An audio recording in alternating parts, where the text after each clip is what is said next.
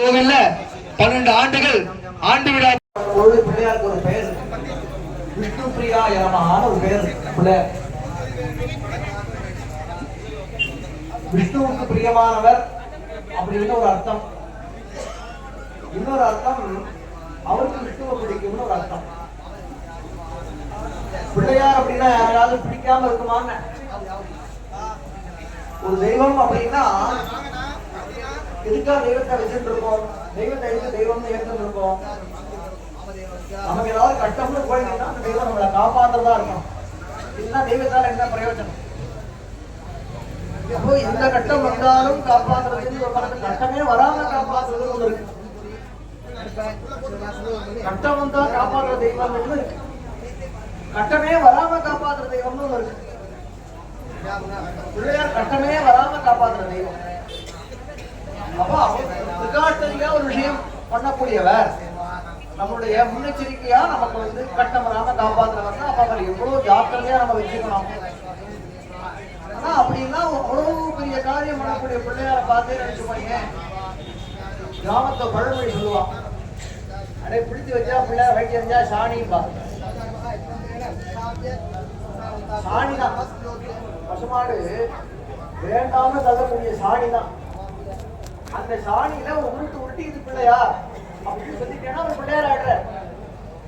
அந்த பிள்ளையாருக்கு கடையில போய் குழம்பு சாப்பிடணும் இல்லை, வீட்டு கொல்ல பக்கத்துக்குரிய அருகம்புல்ல பறிச்சு கடையில வச்சா போதும். அப்போ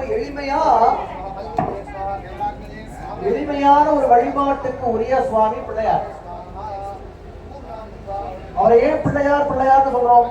அவர் குழந்தை சுவாமியாவே இருக்கார், குழந்தையாவே இருக்கார். தமிழ்ல ஒரு பழமொழி இருக்கு, குழந்தையும் தெய்வமும் கொண்டாடுற இடத்துல அப்படின்னு. குழந்தைக்கு போய் மணிமங்கலம் சென்டர் ஆஃப் த டவுன்ல ஒரு 2 கிரவுண்டுக்கு ஒரு வீடு வாங்கி அந்த பத்திரத்தை கொண்டு போய் குழந்தைய கொண்டு போய் கொடுத்து அதுக்கு எல்லாம் தெரியுமா? அதை வீட்டுக்கு அப்புறம் விட்டு உட்காந்துருக்கணும். அதுக்கு அந்த பொருளுடைய மதிப்பு அந்த குழந்தைக்கு தெரியாது. அந்த குழந்தைக்கு நீ ஆசையா ஒரு கல்கண்டோ திராட்சை பழமோ இல்ல ஒரு முட்டை குச்சி முட்டாயோ கொடுத்துட்டேன்னா, கொடுத்துட்டு அதை போய் கொஞ்சிட்டேன் அப்படின்னா நம்ம ரொம்ப சந்தோஷமா இருக்கும் அந்த குழந்தை. பிள்ளையார் அதே மாதிரிதான். இது ஒன்றும் பெருசா சமப்பட்டவரை பூஜை பண்ணணுங்கிற அவசியமே இல்லை.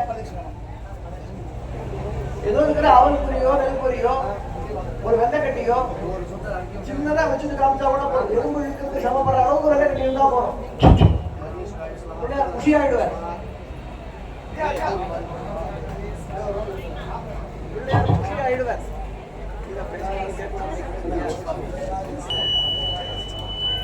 உற்சாகம் ஆயிடுவார் பிள்ளையார். உலகத்துல சில பொருட்கள் பார்க்க பார்க்க சந்தோஷமா இருக்கும். ஒண்ணு கடல், எவ்வளவு பார்த்தாலும் அழுக்கவே அழுக்க. அடுத்தது பௌர்ணமி நிலா, எவ்வளவு நேரம் வேணாலும் பார்த்துட்டே இருக்கலாம், மனசுக்கு இதமா இருக்கும். அடுத்தது யானை, அது கஷ்டப்பட்டு உடம்ப வச்சிருந்து அப்படி இப்படியும் ஆடிட்டு அது நிக்கிறத பார்த்தா எல்லாருக்கும் வயசானவா இருக்கட்டும் குழந்தைகளா இருக்கட்டும் எல்லாரும் யானையை பார்த்துட்டே இருக்கணும்னு நினைப்பாங்க. அதனால நிறைய பேர் ரொம்ப கஷ்டப்பட்டு உடம்ப யானை மாதிரி வச்சுட்டு இருக்காங்க. நிறைய பேர் இப்படிதான் இருப்பா தொப்பையுமா. ஏன்னா பிள்ளையார நினைச்சுக்காம எந்த காரியமும் பண்ணக்கூடாதுன்னு சொல்லியிருக்கோம் இல்லையோ. அதனால இங்க பிள்ளையார மறந்துட போனோமே உங்க வீட்டுக்கு வந்து தொப்பையுமா. நான் தான் தொப்பையை குறைக்கிறதுக்கு தெரிஞ்சிருவா, வாக்கிங் போயிட்டு ஜாக்கிங் போயிட்டு அப்படி குழந்தை தொப்பையமா இருக்கலாம், அழகா இருக்கும் பாக்குறது. குழந்தை இழச்சு போயிருந்தா சோனியாட்டமா இருந்தா அப்படி இருக்கும். அதுக்கு ஏதாவது கடலை முன்னாங்க ஏதாவது கொஞ்சம் குழம்பு ஏற்ற வழியே பார்ப்பான். வயசான எவ்வளவு இருக்கலாமோ அப்படி இருக்காது. அவன் என்ன பண்ணணும்னா பிள்ளையார்கிட்ட ஒழுங்கா தோப்புக்கரணம் போட்டானாலேயே யாரையா இருக்காங்க. பிள்ளையார சுத்தி ஒரே பிள்ளையாரா இருக்கு. உள்ள 4 பிள்ளையார் மட்டும் வெளியே 40 பிள்ளையார். பிள்ளையாரு தினமும் உக்கி போடுறதுங்கிறாங்க இல்லையா, தோப்புக்கரணம் போடுறது. காலை நல்லா பிடிச்சி இழுத்து ஒரு 16 தடவை உட்கார்ந்து எழுந்துட்டே வச்சுப்பா. முதல்ல உடம்புல இருக்கிற வியாதி போயிடும். பிள்ளையார் நம்பரம் பண்ணுவாங்கிறது அப்புறம் இருக்கட்டும், உடம்புல இருக்கிற வியாதி போயிடும். வேண்டாத சதையெல்லாம் போயிடும். அந்த முக்கிய தோப்புக்கரணத்துக்கு அவ்வளவு ஒரு மகத்துவம் இருக்கு. ஒரு தடவை பிள்ளையார் என்ன பண்ணினா விளையாட்டா பெருமாளுக்கு சக்கரத்தை வாங்கி வாயில போட்டுருக்காரு. அது குழந்தை தானே, அப்படி அவருக்கு வாயில போட்டுருக்காரு. அது உருளுன்னு இருக்கு. இவரால ஒண்ணு பெருமாளான சக்கரம் மேல பெருமாள் என்ன பண்றாரு, பிள்ளையாருக்கு குடுக்க மாட்டேங்கிறது. அந்த குழந்தை ஏதாவது சிரிச்சு காட்டணுமேனு பெருமாள் போய் 2 காலையும் வச்சு உட்காந்து எதாவது சிரிக்க ஆரம்பிச்சு சக்கரை வழி வந்து ஓடுது. பெருமாள் தூக்கி வந்துட்டாரு.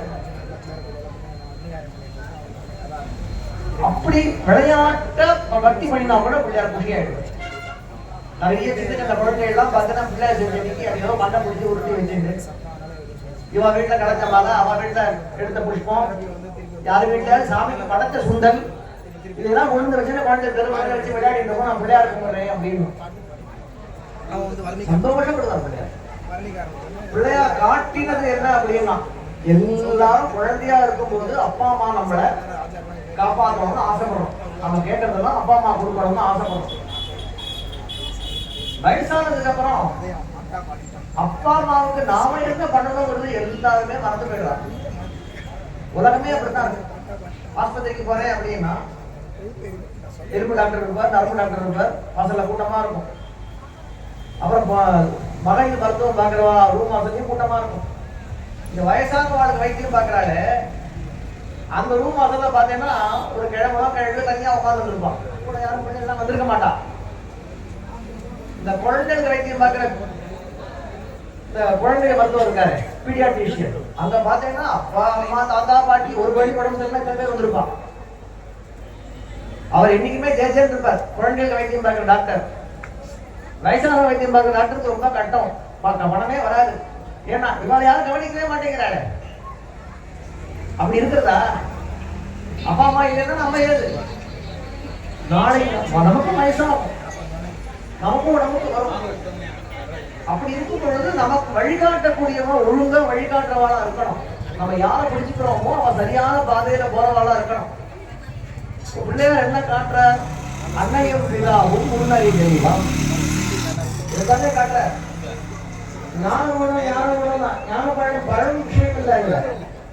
ஒரு மாம்பழம் மரத்தை குடிக்கணும், 10 மாம்பழம் கொட்டப்படுது. மாம்பழம் விஷயம் இல்ல, ஞானம். எது ஞானம்? அப்பா அம்மாவிடத்துலதான் நாம நன்றியோட இருக்கணும். இந்த உடம்புல நம்ம இவ்வளவு சௌக்கியத்தை அனுபவிக்கிறோம் அப்படின்னா அப்பா கொடுத்த உயிர், அம்மா கொடுத்த உடம்பு. 10 மாசம் வயிற்றுல வச்சு கட்டி இறக்கி விட்டுட்டாங்க. அவள்கிட்ட மரியாதையா நடந்துக்க வேண்டாமா? வேதமும் அதுதான் சொல்றது. மாதே ரோப பிடிந்தே ரோப ஆகியப்பனை மதிக்காம அப்புறம் என்ன கோவில் வேண்டியது? படிப்பு சொல்லி கொடுத்த வாத்தியாரை மதிக்காம அப்புறம் என்ன படிப்பு வரும்? அப்புறம் வாழ்க்கையில முன்னாடி போவோம். அப்பா அம்மாவை தெய்வமா கொண்டாடணும்னு காண்பிச்சவன் பிள்ளையார். அந்த ஒரு காரணத்தினாலேயே பிள்ளையாருக்கு தெரு கோவில், குளத்தங்கரையில கோவில், படித்துறையில கோவில். கோவில் கட்டவே வேண்டாம், அரச மரத்தில் உட்கார்ந்து பாருங்க. கல்யாணம் ஆலையா அரச மரத்தை சுத்து, பிள்ளையாரை சேர்த்து சுத்து, குழந்தை பிறக்கலையா பிள்ளையார சுத்து, அரச மரத்தை சுத்து அப்படின்னு எல்லா விதத்திலையும் நமக்கு ரொம்ப எளிமையா வழிபாடு பண்ணக்கூடிய ஒரு தெய்வமா பிள்ளையார். அடுத்தது கிருஷ்ணர். 2 பேரும் இங்க பாத்தீங்கன்னா பக்கத்துல ராஜகோபால், 2 குழந்தைகளும் பக்கத்துல உட்கார்ந்து பாத்தியா. ஆச்சரியமான ஒரு பிள்ளையார். சதுர்வேத விநாயகர். நம்ம கிராமத்துக்கு சதுர்வேதி மங்கலம்னு பேர். 4 வேதமும் படிச்சதா இந்த ஊர்ல அந்த கிராமத்தில் நிறைய பேர் இருந்திருக்காங்க. அப்ப சதுர்வேதி மங்கலமா இருந்தது. சதுர்வேதத்துக்கு மங்களம் பாடிட்டான், அதனால சதுர்வேதி மங்கலம்னு ஆயிடுச்சு. 4 வேதம் படிச்சவங்க சேர்த்து மொத்தமா ஒரே மங்களமா பாடியாச்சு. இருந்தாலும் இந்த பேர்லையாவது இருக்கு பக்கத்தாக்க வேத சந்தங்கள் கேட்டு. இந்த பிள்ளையார் நமக்கு ஒரு காவல் தெய்வம். இந்த பிள்ளையார் இருக்காரு பெரிய காவல் தெய்வம்.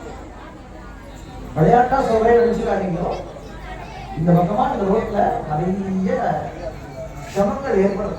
பிரயாணம் பண்றவாள் அந்த பக்கம் கொஞ்சம் தள்ளி போனோம்னா எல்லாரும் ஒரு நாள் போக வேண்டிய இடம். ஏற்கனவே போனவாள் சும்மா இருப்பாள, ஒழுங்கா போனவா இருப்பா, ஊர்ல கொண்டு போனவா இருப்பா. அவளுடைய சிரமங்கள்லாம் அந்த ரோட்ல இருக்கும். கண்ணுக்கு தெரியலேங்கிறதுனால இல்லைன்னு ஆயிட்டாரு. கொரோனா வைரஸ் கண்ணுக்கு தெரியல இல்லைன்னு ஆயிட்டா. அந்த மாதிரி இருக்கக்கூடிய ஒரு கெட்ட சக்திகளுடைய சமங்களை எல்லாம், அதனால ஒரு சமங்களை எல்லாம் இந்த பிள்ளையா தீர்த்து வச்சுருக்க. நம்ம குழந்தைகளே நிறைய குழந்தைகளை காப்பாற்றிருக்காங்க. இந்த இடத்துல காப்பாற்றிருக்கேன். நமக்கு ஒரு கிராம தெய்வம் இந்த பக்கம் இந்த பிள்ளையா, அந்த பக்கம் போனா சிம்மந்தல பிள்ளையா, இந்த பக்கம் பார்த்தீங்கன்னா வடக்கு மாவட்டத்தில் ஒரு பிள்ளையார் இருக்க, அந்த பக்கம் மகாஜனசக்தி பிள்ளையார ஒருத்தர் இருக்க, சுற்றி சுற்றி பிள்ளையார் உட்காந்து நம்மளை காப்பாற்றிட்டே இருக்க, காவலில் பண்ணிட்டு இருக்க. அந்த பிள்ளையார் இடத்துல நம்ம எல்லாரும் நன்றியோட இருக்கோம். கோவில் கட்டி நீங்க ஒரு நாள் எல்லாரும் வந்திருக்க, இத்தனை பேர் வந்திருக்க, பிள்ளையார் எண்ணி பார்க்கறாரு, மணிமகனுக்கு எத்தனை பேர் இருக்கான்னு எண்ணி பார்க்கறாரு, சுண்டிக்கார அப்படி ஒரு தடவை எண்ணி பட்டாதுன்னு 4 வருஷம் என்றதுக்கு 4 பிள்ளையார் உட்காந்துருக்கு. இதுல எத்தனை பேர் போன கும்பாபிஷேகத்துக்கு வந்துட்டு அப்புறம் இன்னைக்குதான் வந்திருக்கா அப்படின்னு கணக்கு பார்ப்பாரு.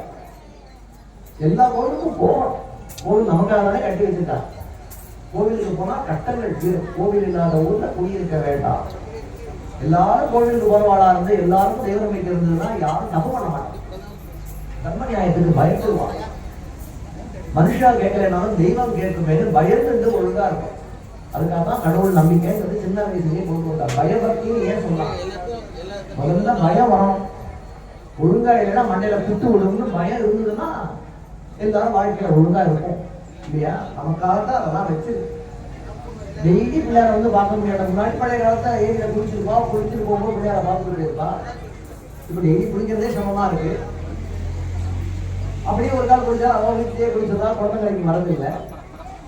இருந்தாலும் பிள்ளையார வாரத்துல ஒரு நாளாவது வெள்ளிக்கிழமையோ செவ்வாய்க்கிழமையோ இல்ல சதுர்த்தி அன்னைக்காவது இந்த பிள்ளையார வந்து தரிசனம் பண்ணிட்டு பிள்ளையாருக்கு தேவையான உபகாரங்கள் இவனு கோடி கோடியா கொடுக்கணும்னு அவசியமே இல்லை.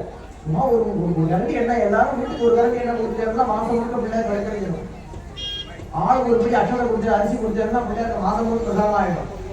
வரும்போது ரெண்டு அருவம் கூட துணுக்கு கொண்டு கொடுத்தா பிள்ளையார் ஜிருஜிருன்னு ஆயிடும். எல்லா சமயம் ஜிருஜிருன்னு ஆயிடும். ஊர் சுபிக்ஷமாயிடும். எல்லா கோவிலும் ரமேஸ்வரர் போய் கும்பாபிஷேகம் ஆச்சு. கும்பாபிஷேகத்தை பாப்போமா இருந்தது. ஏன்னா யாரு கவனிப்பா யாரு கேட்பானே தெரியாம இருந்தது. அந்த பிள்ளையார் கும்பாபிஷேகம் பண்ணிட்டார். சிவந்தர பிள்ளையார் கும்பாபிஷேகம் பண்ணிட்டார். உடனே தர்மேஸ்வரர் கிளம்பினார். பிள்ளையார் தர்மேஸ்வர விநாயகர் கிளம்பிட்டார். அந்த அம்பாளுக்கு வேதாம்பிகைன்னு பேரு, இவர் வேத விநாயகர். எல்லாம் ஒரே வேதமயமா இருக்கு. வேதம் எப்படி உலகத்தை கண்ணுக்கு தெரியாம இருந்து உலகத்தை காப்பாற்றிட்டு இருக்கோ அதே மாதிரி இந்த பிள்ளையாரும் நம்ம கூடவே இருக்கா. நம்ம கண்ணுக்கு தெரியலே இல்லே இல்லை நம்மளை காப்பாற்றிட்டு இருக்கா. அந்த பிள்ளையாரை சேமிக்கிறதுனால அந்தன்போம் அன்பினைப்போம் அன்னை வைத்திருந்த தொல்லைப்போம் போகா துயரம்போம் நல்லனை எல்லாம் தரும் குணம் அதிகமாக அரணை கோபுரத்தில் வீட்டிற்கும் கணபதியை கைவிடுவதற்கால் அப்படின்னு எல்லா விதமான கட்டங்களையும் மனசோட சமங்களையும் அந்த பிள்ளையாரை சேமிக்கிறதுனால தினமும் நம்முடைய குருநாதர் மகாராணி ஸ்ரீ மருதேவ சுவாமிகள் தங்களுடையதான ஒரு பரிபூர்ணமான ஆசீர்வாதத்தை உங்க எல்லாருக்கும் தெரிவிக்க சொன்னார். அவருக்கு இந்த பிள்ளையார் ரொம்ப பிடிக்கும். இந்த கும்பாபிஷேகம் நல்லா நடக்கும். தன்னுடைய ஆசீர்வாதம் தெரிவிக்க சொன்னார்.